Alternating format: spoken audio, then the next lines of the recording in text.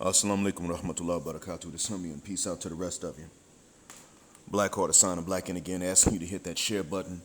If you hit like or subscribe, thank you, but the share button is more important. That's where it's at, for reasons you already know. So let me get right to this. Even though I'm pretty much titling this as just another rant, this is about something, and that is after I listened to the audio of Amber Heard and Johnny Depp, and I also listened to what Kobe Bryant or how Kobe Bryant was assessed by Brandy, while she was in fact dating not only Wanya Morris but Mays. Keep this in mind. I understand that Brother Anderson is not going to go in on Brandy. I'm not necessarily going to go in on her a whole lot because she didn't seem to necessarily hate anybody.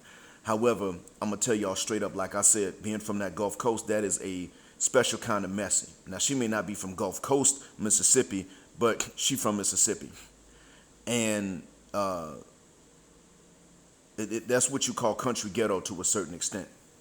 It ain't necessarily old-fashioned and quaint the way we might think. There's a lot of mess that goes on there.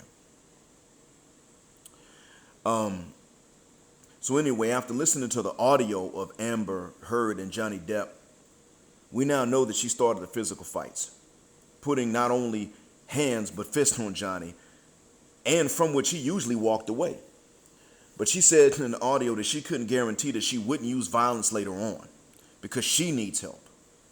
And she said, "You have to help me," putting the responsibility back on him instead of on herself to just not be violent. Before I get deep into it, just imagine a reverse scenario. But to make it worse, she lied about this mess. Now, there are cases in which really bad men do ruin good women. My cousin's one example. I had one adult Muslim relative in my family, and now she left Islam because of this ignorant-ass nigga that abused her and gaslit her. But the reason I know he put hands on her is because I saw the screenshots of him apologizing for it. But now she's a rabid feminist who says the man is always wrong. She left her religion, and I fear what's going to happen to her sons as they grow up under her. I mean, I'm really scared for them. When they get older and they become interested in women, is she going to tell them the truth about what games other women will play, or is she going to tell them, don't hit women, don't do anything to make them feel bad? What is she going to say to them? She was not a part of that problem until after this husband of hers, who's now living a stereotypical nigga life with new wives he can't provide for, and not keep in touch with his boys. And I said wives with an S at the end. He can't provide for. That's some nigga business. So this can happen. It does happen. I know. I saw it firsthand. But this ain't what always happens.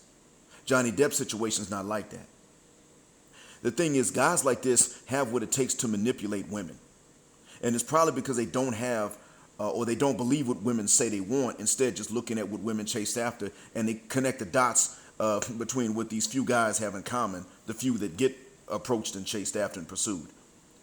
Doesn't that have to be addressed in and of itself? And this is why I say that Western women's standards themselves are jacked up and bad for humanity, and I don't respect some right to what they prefer anymore now that I know what it takes, which ironically in my case was violence against other men. As I stated before, I had to hit other black men in order for the black women in my hometown to see me as equal to other men. White guys went through the same thing. I just don't care. So Amber has campaigned and crusaded as an oppressed victim of abuse, but Johnny Depp still had the kindness to only release this audio with her consent, and it was only recorded in the first place with her consent. And here's a lesson to learn from all of this. A man like Johnny Depp, who saw the wickedness of the U.S. foreign policy back in the early 2000s when the U.S. started to go to war, and the evil of the cultural grain of the cultural grain of greed in the U.S., moved to France. That's the kind of conscience this man has. Now, I don't usually sit up here and praise white men like that, but I got to give it to him. The man has a conscience. The thing was, he didn't move far away enough from what he was running from. And he didn't see that Western women were a damn problem themselves. I mean, remember, George Bush had to have a mama. So what did he do? He married Amber Heard. Come on now. Dave Chappelle married a woman from the tropics who looks after their family and stays out of the spotlight. And he can even crack jokes about family life, but he can keep the family together because she'll keep it together. Earthquake didn't have that kind of option. Earthquake paid off his child support early, and his ex-wife got angry because now her income is going down by so much. Waymand. That was for a child, not for him. See, this is the idea that they have a price tag and you have to pay it, but they're still independent. And this is something that Trevor Cormier did not touch upon when he thought he was refuting BGS and putting BGS more in his place. Nah, bro, you missed that part. They don't get to talk about the independence and talk about the price. Which one is it?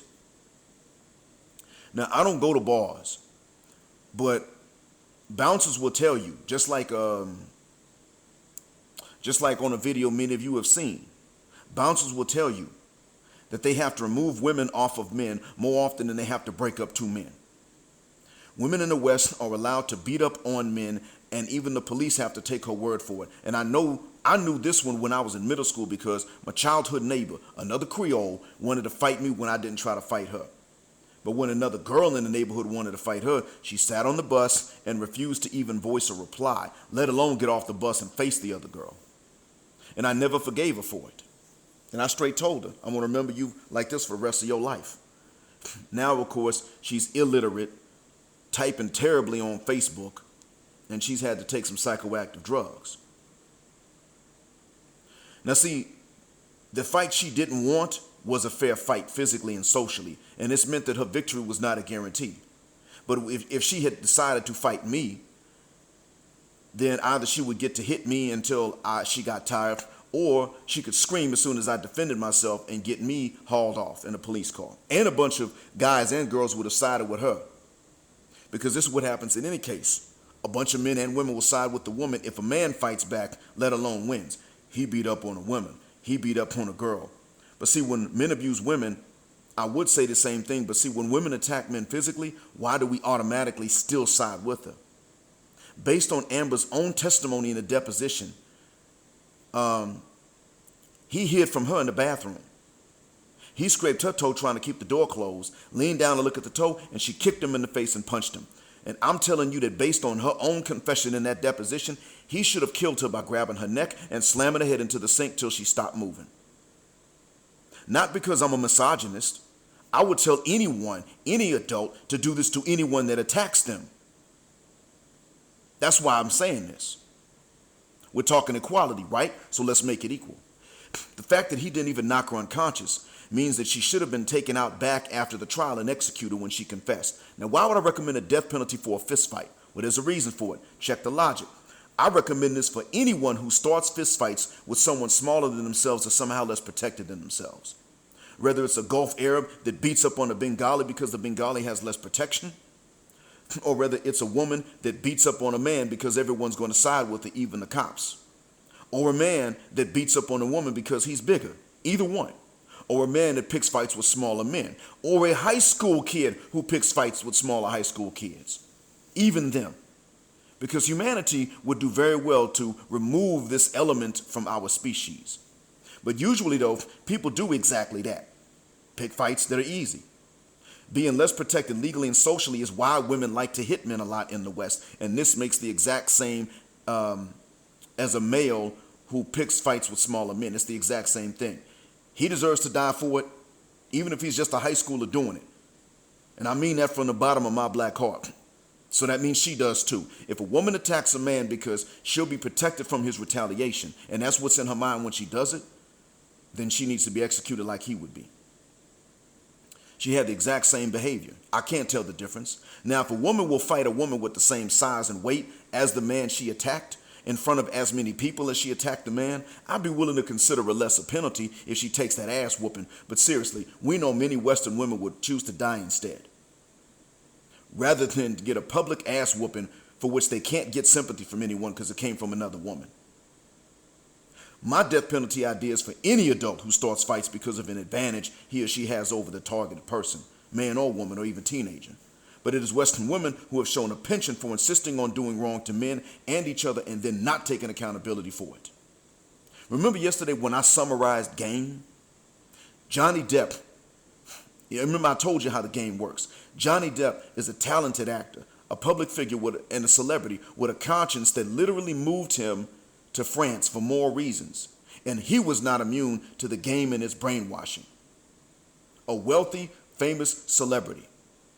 And he was not immune. How do you know he wasn't immune? Simple. See, he said that he knew the fights weren't going to stop when they got married, but he married her because he thought they might lessen in intensity. That's what he said. He still married her instead of dropping her and replacing her like a real actor should. He didn't have a better option, or he didn't know he had a better option, and either one of those two is evidence, if not proof, of how widespread and universal this game is. It is in the minds of the men in general. The idea that only you, the man, must have some personality and some kind of mystical ability to manipulate women.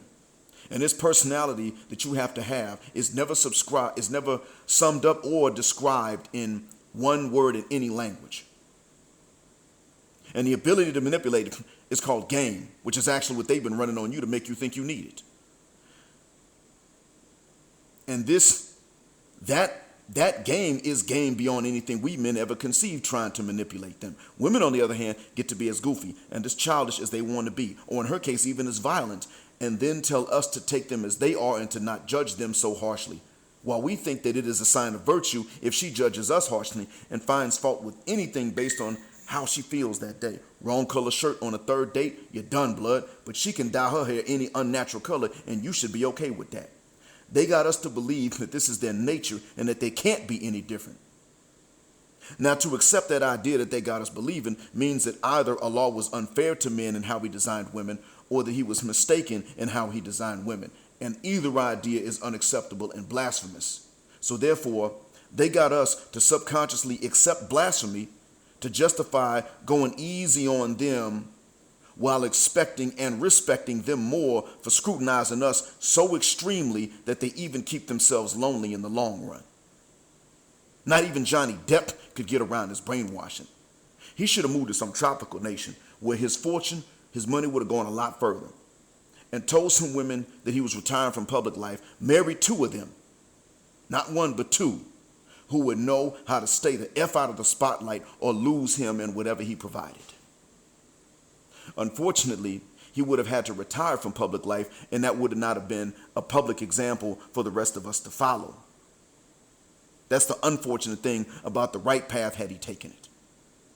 Because the Western women, with their exposure to Western media, would have come out and they would have said,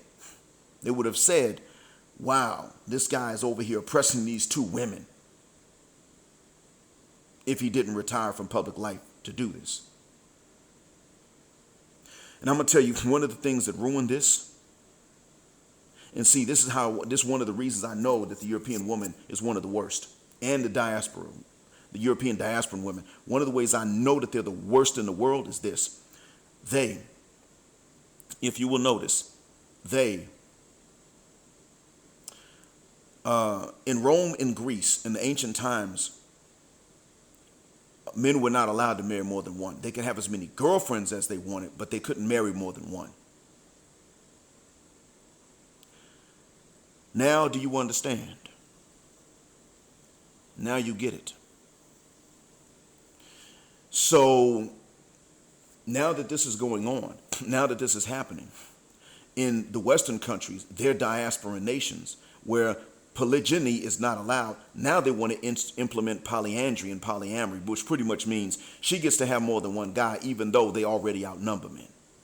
That's what they want to push for. No polygyny, absolutely not. The opposite of the way that God designed human beings, they want to push for. But you see how they act. Why do they act this way? The reason they act this way is because by law, they could never have competition. That's why. You go into other tropical nations, non-European areas, men could have more than one wife. They had to provide, but they could have more than one wife. Now they got competition, and they know they better act right, or they're going to drive that man away and be stuck with the men that other women didn't want. That's it. Those are their options. And they want to ruin this around the rest of the world. And this was a mistake. It was a mistake for other people to listen. Should men be fair if they marry more than one and provide for them? Yes. Should men be barred from marrying more than one? Absolutely not. That's dangerous for the society. And that's what we're looking at.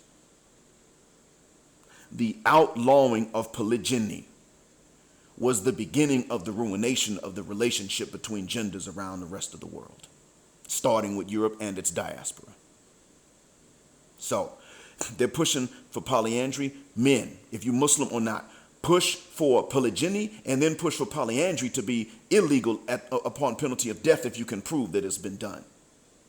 And here's the other thing. When you see this, this is the results. What Johnny Depp went through are the results of this hashtag believe her. They forgot one word, evidence. Believe her evidence. That would have been fair.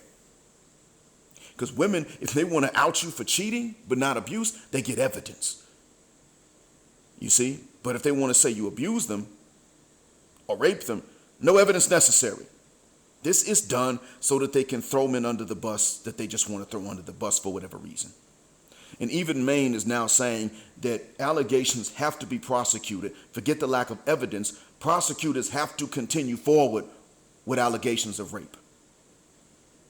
That's what Maine is pushing for at this point.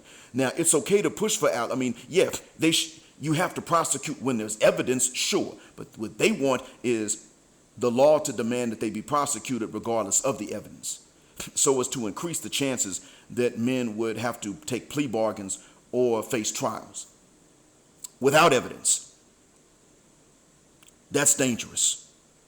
And that's what we're dealing with. You're dealing with the entire Western world turning on you because you're a heterosexual guy. And if you're a black man, the stakes were already against you from the beginning.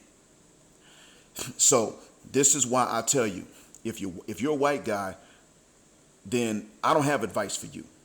We ain't friends. I'm not your ally until you turn around and you go against those of you who are racist and you admit that your whole entire fortune and standard of living is based on you oppressing other people, and you give it up. This means you will be poor, black people will be the richest in the world, and everyone else will be somewhere in between. You're not going to do that. We're not allies. I'm glad this is happening in your society. Even if I don't individually hate you, I'm still glad this is happening in your society. Your society deserves this. But if you were black, the solution is you get your damn passport and you bounce out of the West. Take a skill with you, but bounce the hell out the West. And eventually, set up programs, apprenticeships, so that younger brothers don't even, when they get out of high school and they can get a passport, they can go join you, learn the skill, and stay over there, instead of having to stay in the West for long enough to acquire some of the skills. That's the solution. And you press the governments where you are, you press to make sure that they don't cave into any Western pressure to make these laws the same, and make them understand we can live without women if we have to. If you force us to, we can live without them, and you just won't have any population at that point if you cave into pressure from these damn white folk. I hope that what I've said is a benefit. I think you got the message. Thanks for listening.